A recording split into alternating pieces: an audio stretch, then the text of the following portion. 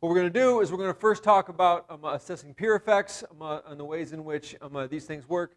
And then we're going to talk about sort of two ways to do this. You can either manipulate the network or you can manipulate exposure.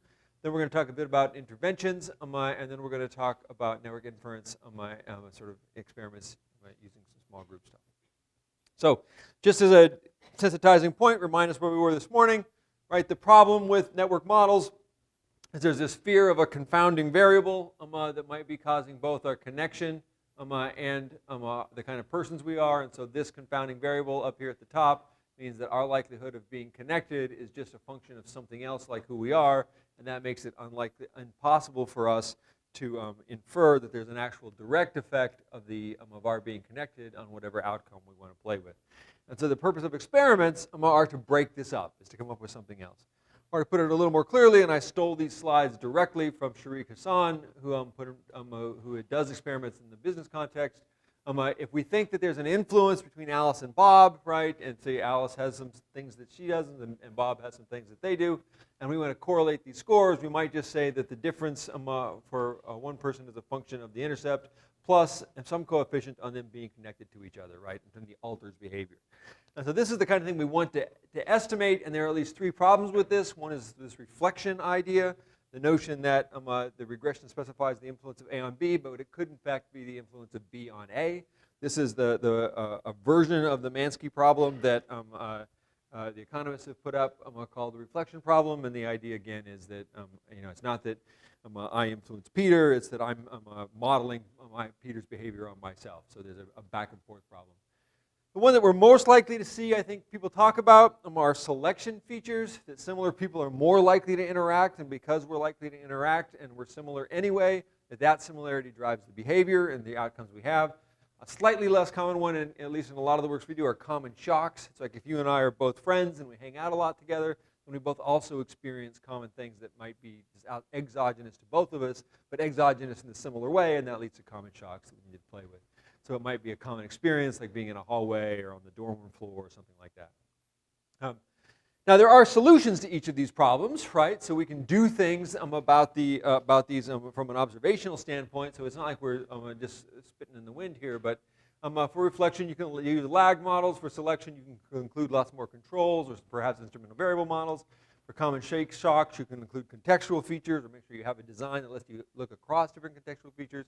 But at the end of the day, right, these kinds of controls are almost never sufficient to really convince the most stringent critics that these models are accurate, because you open yourself up to this conflation idea that, well, if you had only controlled for the direction of the wind on Tuesday, your model would be entirely different. Most of the time, of course, I think this is just a game that critics play, sort of a parlor game of sorts to see how smart they are. But I think that there are some issues in which we really do want to make sure that we can do this well. And the obvious thing to do is to try to do what regressions and other sorts of observational models are supposed to be substitutes for, which is randomization. And randomization is nice because what randomization does is it says whatever your treatment and control might be, we're going to balance it out. And so it doesn't really matter what kind of people you have in the world. It doesn't matter how crappy your sample is, within reason, right? So long as what I've done as an analyst is randomized so that the only thing that differs between person A and person B, between treatment and control, is the treatment, then I can attribute any outcome that I've observed to the treatment. And of course, this is the gold standard that we'd like to be able to pay attention for. And so if you think about what this means from a social network standpoint, what it kind of implies is I would like to be able to pick your friends for you, right? And so the problem, of course, is that's really hard to do. As much as we might like to make sure that we could decide who our kids would hang out with, they're not going to let us. In fact, they're probably going to do something else. You might be able to pick your neighbors a little bit, but you really have very little control as an interventionist to pick other people's relationships. So I'm going to show you some clever examples, especially on online networks, to do this. One area that we do get to pick people's associates is when they first come to college. And there's been a whole series of recent models where you use randomized roommate designs. And so there are a whole series of reasons why you might let people pick their friends when they go into college, right? And so there used to be a lot of schools had these setups where you could go online, you would enter your profile, I like chickens and cats, but I don't like chickens and cats at the same time, or whatever. I'm messy, I'm clean, I'm studious, I drink a lot, what have you. And they try to match people up. It's sort of like, Tinder for roommates or something. And the problem, of course, is that people will be heavily selected on the same kinds of people. And if you have a social interest in trying to make sure that college is an experience that expands one's social horizons as opposed to closes it down, that's exactly the opposite thing that you want to do, right? So if the problem with letting people choose their own peers and choose their own roommates is they tend to reinforce the biases and ideas and beliefs and things they're comfortable with. And quite frankly, college isn't supposed to be comfortable. It's supposed to be a chance to get out and do something else. And so there's been a move in a lot of colleges recently to randomize roommate assignments. So within some very sort of basic constraints, like some things about just some deeply held religious preferences, gender identity, and so forth. Otherwise, we randomly assign people to new roommates. And what's nice about this, from a social influence standpoint, is now I've picked your friends, right? And so this is awesome. I love this idea because now what I have the opportunity to do is say I can look whether or not your roommate's behavior affects your behavior, and I know that you didn't self-select into contact with this roommate. And this is what these whole set of roommate design studies have done. Now there's been about half a dozen or so of them out there. One of the first early ones is this piece, and I think this was at Dartmouth, where they were looking at GPA, and they were able to say whether or not the person's GPA is a function of lots of other things, including their prior GPA and the GPA of their roommate. And of course, you can't read that in the back of this room, and I didn't blow up the slides, but it turns out that there's a really nice positive effect of your roommate's GPA on your own GPA currently, and I think a little bit later, if I remember correctly, it was your first year GPA and your senior year GPA, and it turns out that it had that's right. It had a very strong effect on your first year, and the GPA in your first year is like when you were roommates, and that effect disappears over a certain amount of time. One of the things that's nice about these models is there's not many other controls, right? And nor should there be, right? That's the whole point of a randomized set, is that as long as I know that I randomly assign you, there's not a whole lot else we have to do. Now you can control for other things, right? And you can see how those affected or not. They tend not to have a huge effect, but that's as it should be. And you can see lots of these kinds of effects. Another nice roommate study was done by Guang Guo, who's just down the street, from us looking at youth alcohol use. So it's not just sort of behaviors that you might expect in something like GPA that is a natural college association thing, but something like whether or not you're using a lot of alcohol or binge drinking or these types of things. And again, binge drinking monthly episodes in the first semester is a nice positive effect of the extent to which your roommate drinks, whether or not you both drank together, is another way of thinking of it, sort of joint effects increasing the overall, and the drinking episodes since a year later. Don't remember why these models are different now. Sorry, I should have kept better notes of that. But again, the point is that the effect's not nearly as strong as your own behavior in the prior period, but there is an effect of your roommates on your behaviors. You're going to think about this in terms of deviance experiences, right? So we might be looking at whether or not people are exposed to others who are engaged in different kinds of deviant behaviors. And so we have another example with this one. This was in crime research. We could study the unpredictability of an artificial cultural market. This is another way of changing so the roommate experience for these kinds of studies have all been like real people living in the world. What Salganic and Watts do is that they build a fake network. Right? So the beauty of online networks is I can set up a little website and say, hey, you're connected to Dana, but it turns out that I'm not really connecting you to Dana, I'm connecting you to Joe, and I just don't tell you, right? And so because the investigator is controlling who actually is connected to who, you can manipulate the interaction process of the network itself and thus change exposures. And they've done a lot of work with cultural markets, so how people judge things like music. But we've seen these same kind of processes with information and judging kind of ideas. So if I expose you to beliefs about, the wisdom of the crowd kinds of ideas, right? I can plant people in your network that have biased points of view, and then shift these wisdom of the crowd kind of estimates by a peer influence effect.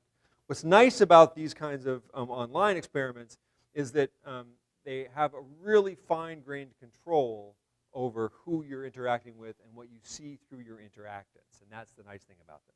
The bad part about them is that they rarely are dealing with anything substantively weighty, right?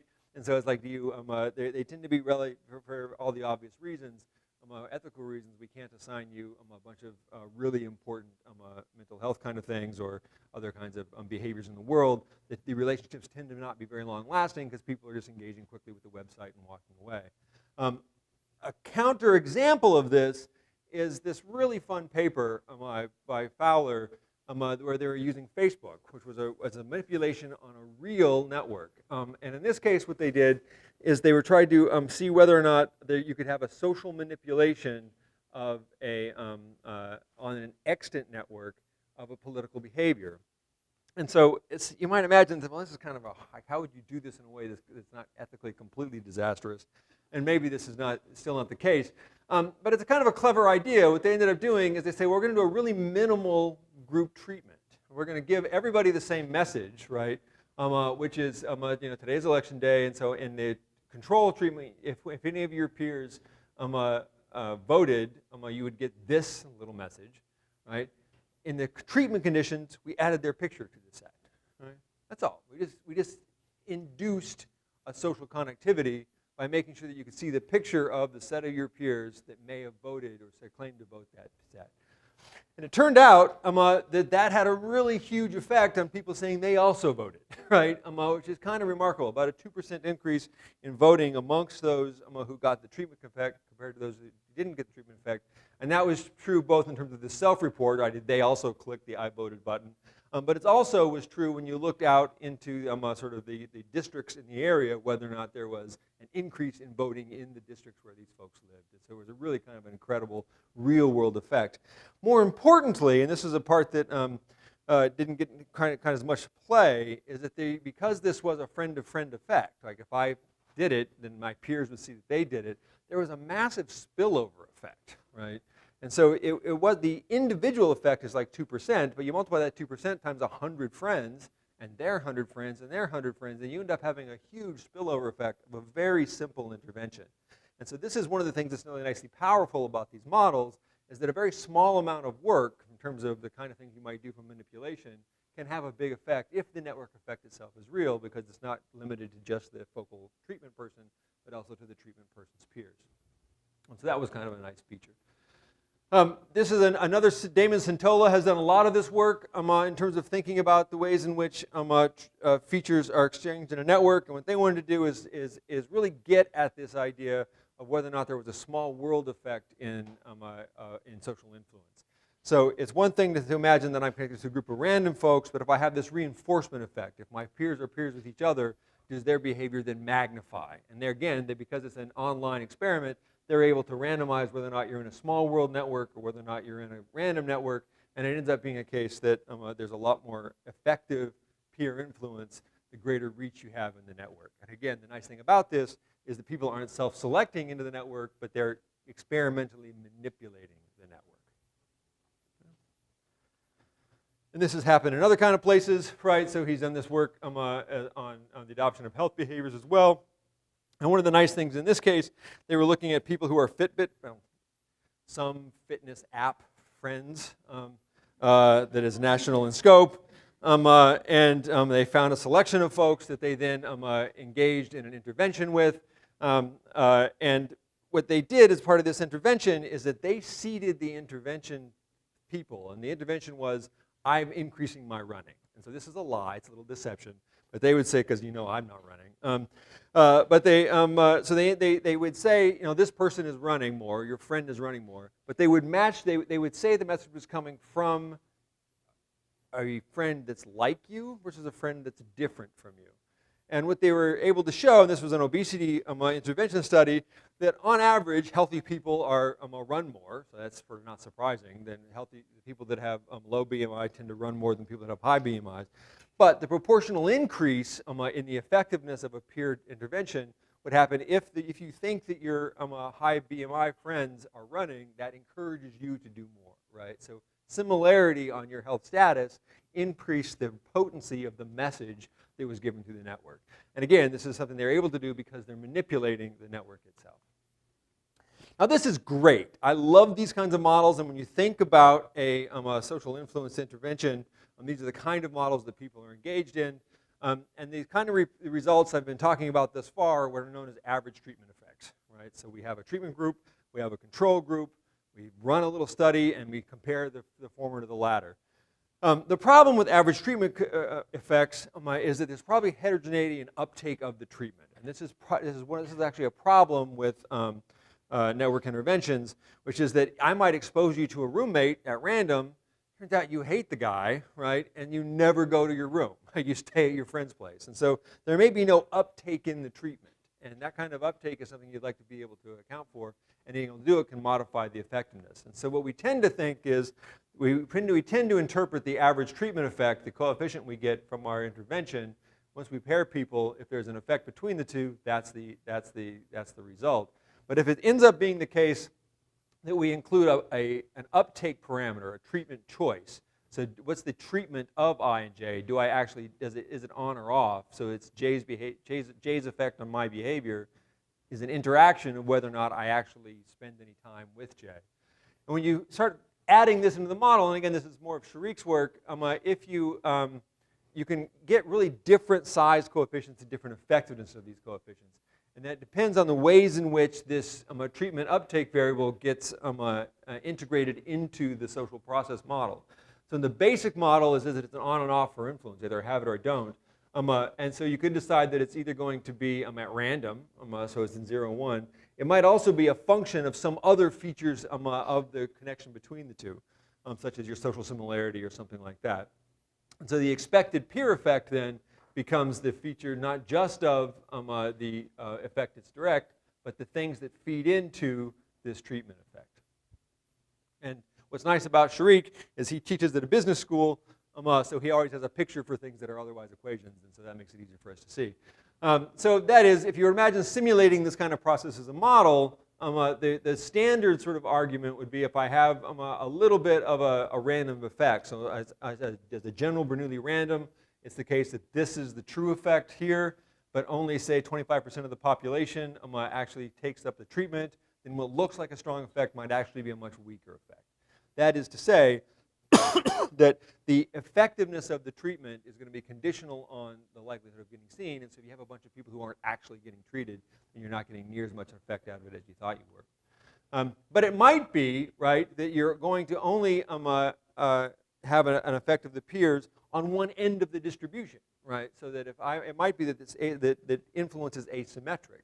That if I am linked to somebody who is also sort of doing well in school, that's good for me and it makes me do better in school. But if they're doing worse than me, then I ignore them, right? And these are the kinds of things that you might find. It might be that there's a similarity effect. That the more similar I am to my peer, the greater effect I have. But if they're really different from me, I ignore them on either end, right? And he has these series of examples, but it's nice to be able to see that the kinds of effects that are going into generating these treatment effects, these sort of overall effects that you think you're getting, can really be conditioned on the uptake.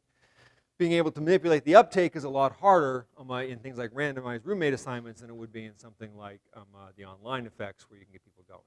So this is just a cautionary tale on the kind of things you want to watch out for. That if you're going to generate an experiment, you want to generate an experiment where you can hopefully manipulate not just the opportunity to interact, but the actual interaction they're engaged with. So these are experiments where you're engaged, these are all experiments where we've changed the W in that sort of weight matrix in the peer influence process. The other thing you can do, of course, is change the behaviors, right? So it might be that the network is given, but I'm going to intervene on what flows through the network, right? And this is the logic behind viral marketing. It's the logic behind using various and sundry sorts of peer leader kind of models in schools. And what you're trying to do is say that I have a network that I know is there. Can I exploit that given sort of social structure in order to introduce some feature that's good for the population and then let that spread through the network? And Tom Valente has a really nice paper on this, on network interventions, where he just argues across these 4 different types of network interventions. And so the 4 types of interventions, we have, you can intervene on individuals, right? So we find opinion leaders, or flow blocking nodes that play a key role in the network process. Usually this is based on some kind of a centrality score, and here I've highlighted what are known as key players.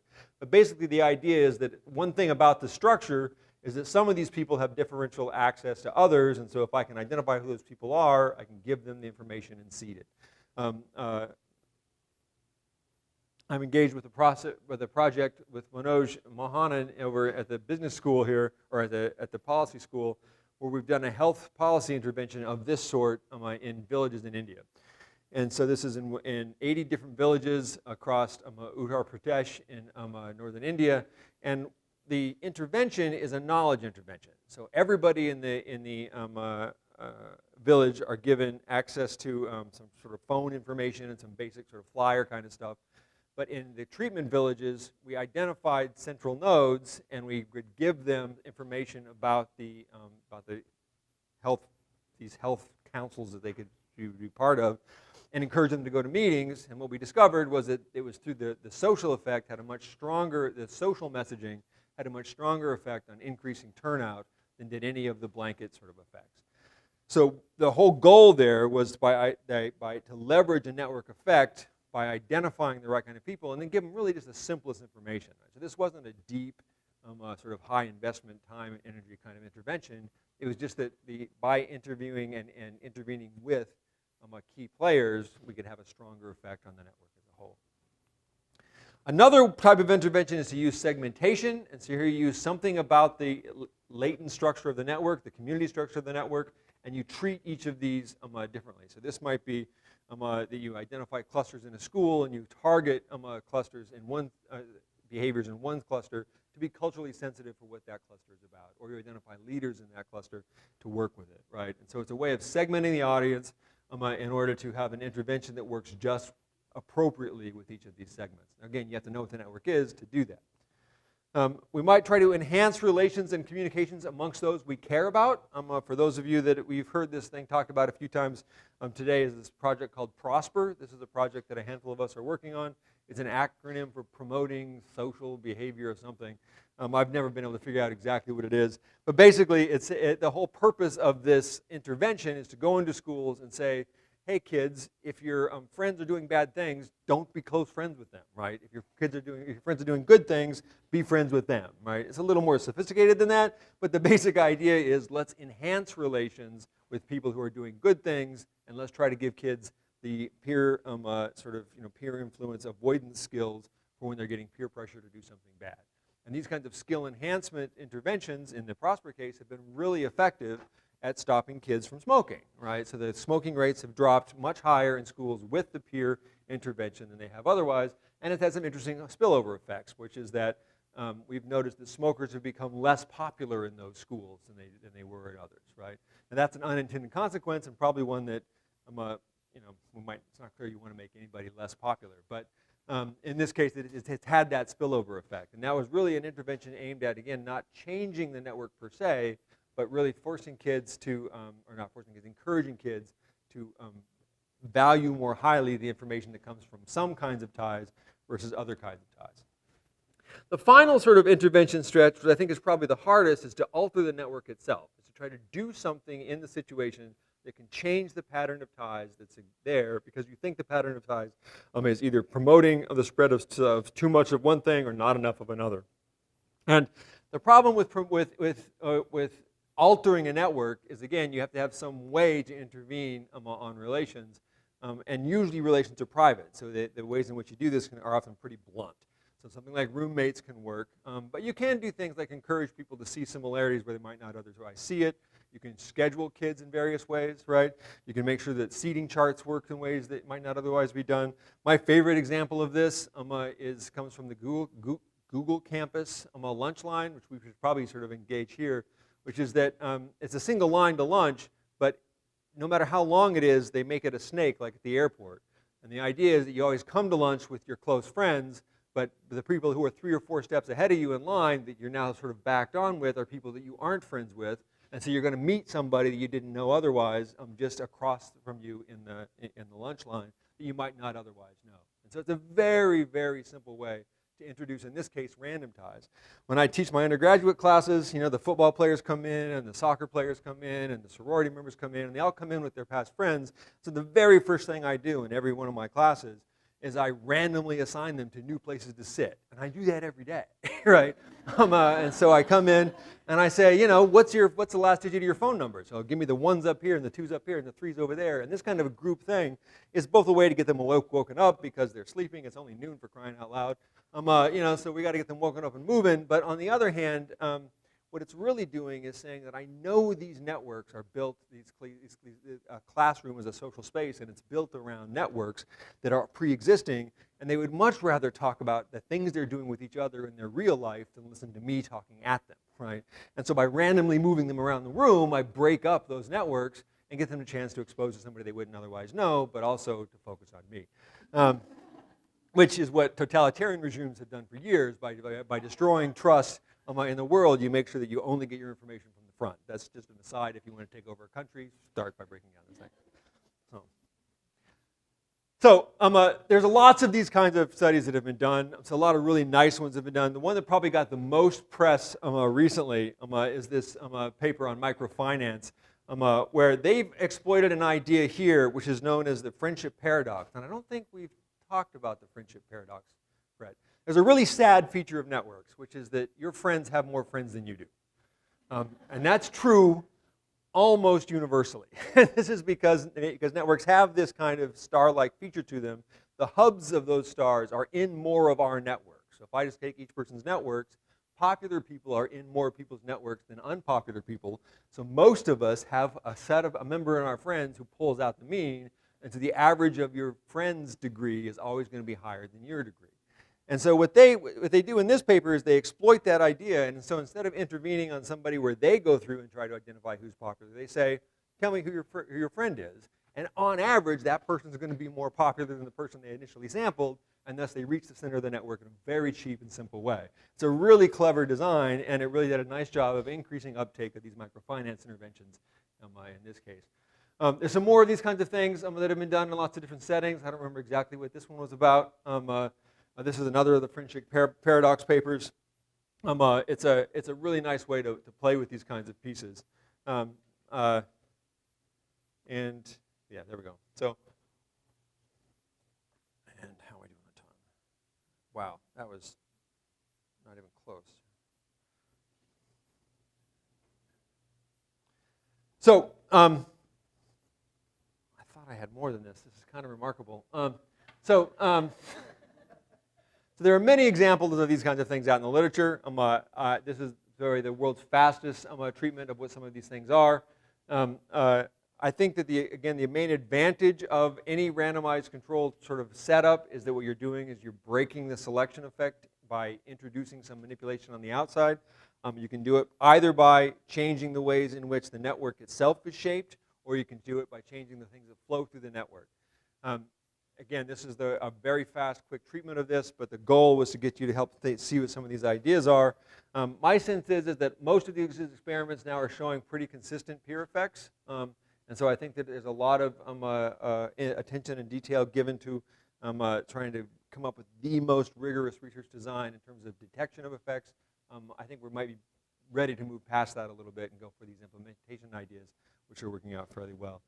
So that was a very fast treatment of this. I clearly didn't have enough material in this set, which probably shouldn't hurt us too much. But questions or thoughts or ideas on this one? Anybody doing experiments right now in the field? What's your experiment about?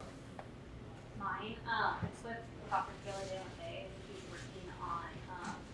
working with mother and children and introducing new ties, like new resource ties into the mother's network, basically. Thank you. The project aims to add ties to these mothers' networks that are resource intensive, so adding ties to like other mothers within the neighborhood and other resources like actual community resources to try to assist with health outcomes. And what's been your experience of doing this experiment? So the RO one just started, so I have no idea. Okay. Well, good luck with it. That's what we will be doing. Awesome.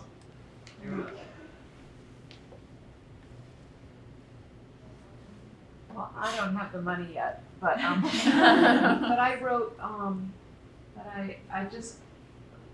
I submitted a grant application, and we'll see, but to do an intervention. I want to talk to you about yours because it sounds like there's some similarities, but to develop or strengthen peer networks within apartment buildings among South Asian immigrant women living up in New York, where they're really concentrated in apartment buildings, and see if we can spread healthy information about child feeding through these networks and counteract some kind of toxic effects of their natural networks in terms of child feeding information.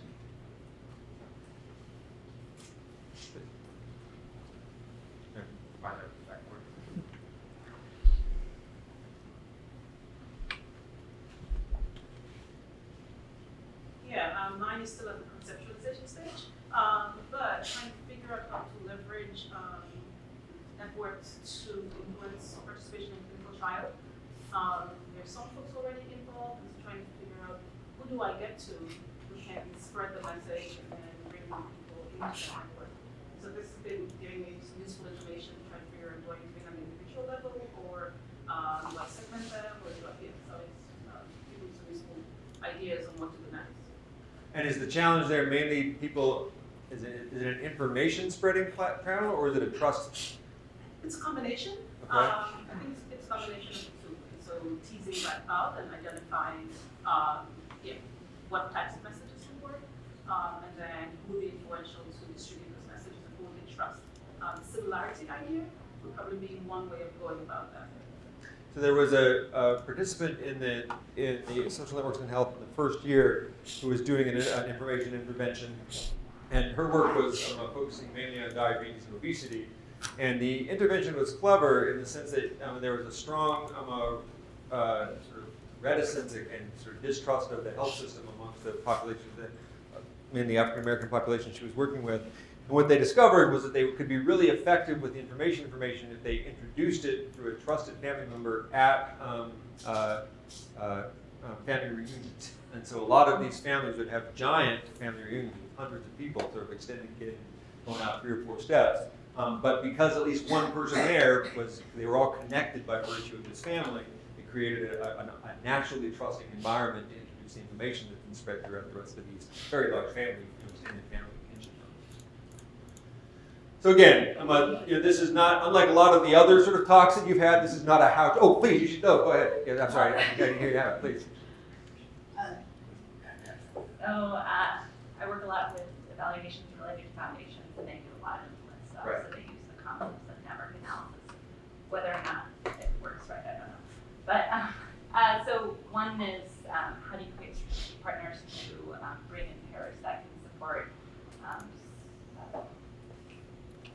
social determinants of health, to increase connections and best practices within the group. Another was higher education policy influencers. So how do you bring in groups? And if you remove foundations funding, which a lot of foundations eventually want to do, will networks still exist? And the answer is?